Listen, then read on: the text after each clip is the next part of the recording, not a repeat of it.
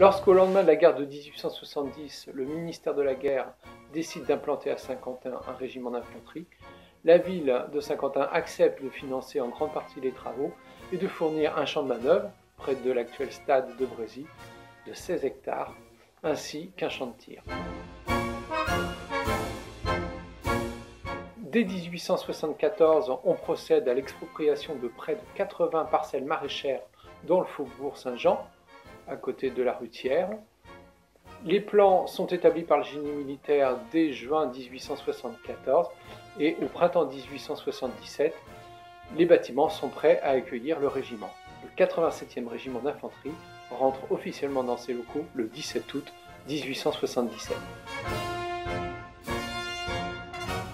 En 1912, grâce à une souscription populaire pour l'aviation française, un aérodrome est construit sur le champ de manœuvre ainsi qu'un hangar pour accueillir les avions.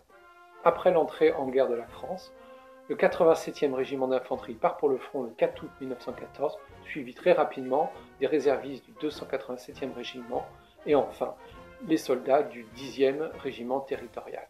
Durant l'occupation, la caserne est le lieu privilégié de rassemblement des civils pour le travail obligatoire, mais malheureusement c'est aussi le lieu d'exécution, notamment de 2 soldats anglais, Thomas Hens et John Hughes, le 8 mars 1915, soldats cachés dans la population civile depuis le commencement de la guerre. Entièrement détruite par les dynamitages allemands et les bombardements alliés, la caserne ne sera pas construite, elle sera remplacée par l'école plein air et le vélodrome.